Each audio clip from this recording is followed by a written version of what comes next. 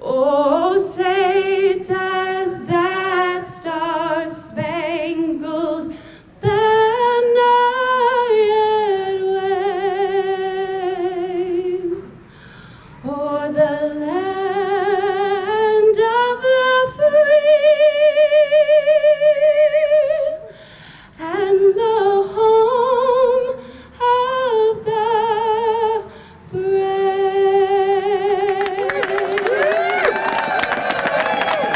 Give me your tired, your poor, your huddled masses yearning to breathe free, the wretched refuse of your teeming shore. Send these, the homeless, tempest-tossed to me. I lift my lamp beside the golden door. And it's that last line that resonates with me very much. Is in Provincetown, that lamp will always remain lit. It has always been lit, and we will keep that lamp lit for all walks of life in Provincetown forever. That's the important value of our community. I'm proud to stand here in my hometown of Provincetown, the birthplace of American democracy, here today. And now more than ever, it's so important to remember what our roots are, what the United States Constitution, what the Massachusetts Constitution provide, that they provide liberty and justice for all. Not just a few, but liberty and justice for all.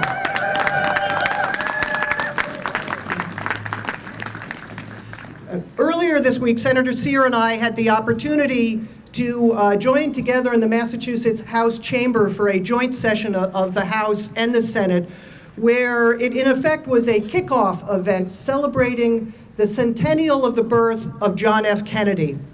And we listened as a united body, senators and representatives, Democrats and Republicans, to Senator Kennedy's speech where he talked about the shining city on a hill, where he talked about Massachusetts being a leader always, not being a follower, but from colonial times, through our state constitution, through the Revolutionary War, the birth of a young nation and moving forward, right up until today, our Commonwealth of Massachusetts being a leader. And now, more than ever, it is time for us to lead, not to follow. We need to lead in the areas to make sure we protect health care for all, that health care is a right for each and every one of us. We need to and we will lead to protect our immigrants and to embrace and welcome immigrants to these shores as we have since 1620 when the original immigrants arrived right here in our very harbor. We need to continue to lead and we will lead in the area of women's rights. We will protect women's rights and access to health care. We need to and we will continue to lead in the areas of LGBTQ rights as we do each and every day in this community. And as strange as it might be to have to say this, we will continue to lead and move forward to foster science and belief in climate change. We're so proud right across the street to have the Provincetown Center for Coastal Studies. They are a symbol of the importance of science to all of us, not only here in Provincetown, but throughout this great nation. And finally, we in Massachusetts will continue to lead and make sure that each and every American, each and every immigrant, each and every person that washes ashore here in this great land has economic opportunity, social justice available to them, and will be proud, not only today, but well into the future, to call themselves Americans. Thank you so much for being here today. Thank you, Representative Peake. It is so great to be here with you today, and I'm so humbled and I'm so proud of the opportunity that I have to represent this community. It means so much to have this opportunity. And as a native son, you can't, as some of my colleagues on the select board know, you can't grow up on the Outer Cape without having an appreciation for how fantastically peculiar and unique our community is. And I'm not just talking about all the queer people. You know, the weirdos, the savants, the artists, the hippies, those of us who go kind of against the grain. And this is something that, you know, I was really privileged to grow up with. Long before I had an awareness of many things. It was an acceptance of people, of phrases around, you know, whatever sets you free, whatever floats your boat. And that ethos has really stayed with me since growing up here on adventures far and wide and back here in my position today. And I grew up with, and I think I share what many of us have, which is an awareness and an appreciation that we have always been a refuge here in Provincetown. Quite literally, 90% of the community is in a refuge in the national park. We have always been a safe port, a safe harbor, far out in the Atlantic Ocean, certainly for those looking for freedom, for opportunity in employment, for looking for those for a safe harbor when they're ill. And in this moment of turbulence, of uncertainty, in this moment where manipulation of truth is becoming the norm, you know, folks have been really asking me, you know, what should we do?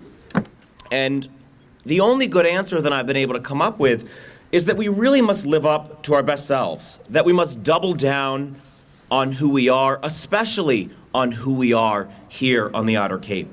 And that resistance, which is so important in this moment, that resistance is a fierce, unwavering remembrance that all of us, almost all of us, were once wash-ashores.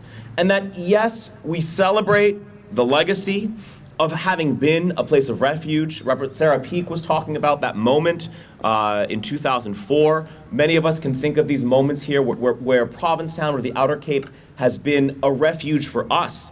But we must do more than celebrate. We must honor that legacy. We must thrust it forward for future generations, and we must do more. And to truly remain the peninsula of misfit toys that I have so come, that we all love, we really need to roll up our sleeves. I say we roll up our sleeves. We celebrate who we are, but we're also honest that work remains, yes, nationwide, yes, across the Commonwealth, but also right here in town. Honest that we have a lot of work to do when it comes to racial justice, that we have a major chasm of inequity and inequality that's growing in our community, of housing insecurity, of the plight of folks who come here every summer and who work really hard and who are part of our family, but often can be in situations where they are exploited or where they are not fully included in our work. And so if we do that, and I think if we renew our commitment to being a place of refuge, I think that's one of the most powerful things that we can do and say right here in our community, right in this moment. And that, I see people doing that every day. I see this in our community. I've never seen our community more engaged and more empowered to do something. And so all we've got to do is keep that up, keep up that work, and be vigilant and make sure that Provincetown and the Outer Cape remain a community of refuge this year and the years to come.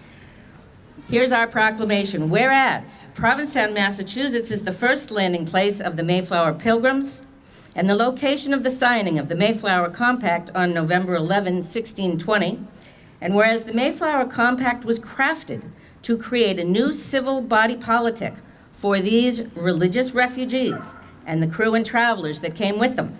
And whereas President John Quincy Adams described the compact as the only instance in human history of that positive original social compact, and the compact is popularly believed to have influenced all subsequent forms of government in the colonies, and later the Declaration of Independence and the United States Constitution.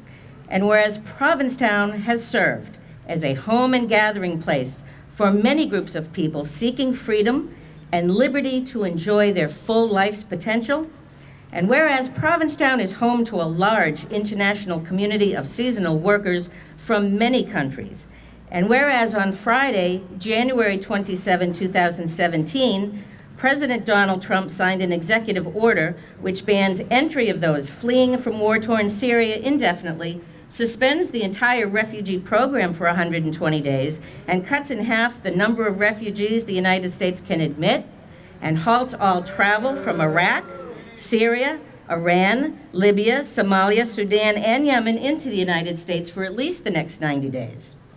Now, therefore, be it resolved that no matter any threat, Provincetown will remain a welcoming town. That we, the people of Provincetown, will not turn our backs on the women and men from other countries who help make our town great. That this is Provincetown, a community that builds bridges, not walls. And be it further resolved that we will never back down on women's rights in the workplace or the home. And that there will be no withdrawal of individual rights in Provincetown. We were the first small town in America to issue same-sex marriage licenses in 2004.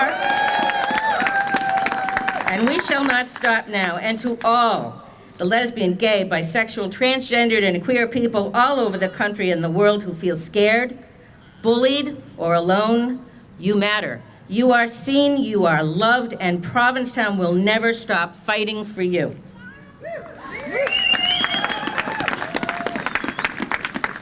And that we still believe in the Mayflower Pilgrims and our nation's founding principle of religious freedom. We do not ban people for their faith. And that climate change is not a hoax. In this town, surrounded by water on 3 sides, science matters. We will continue our work to protect and sustain our environment, including renewable energy, zero waste, and everything else we can do to protect future generations. And that we believe in healthcare access for all, and we will continue to work to provide for the healthcare needs of all our town residents and visitors.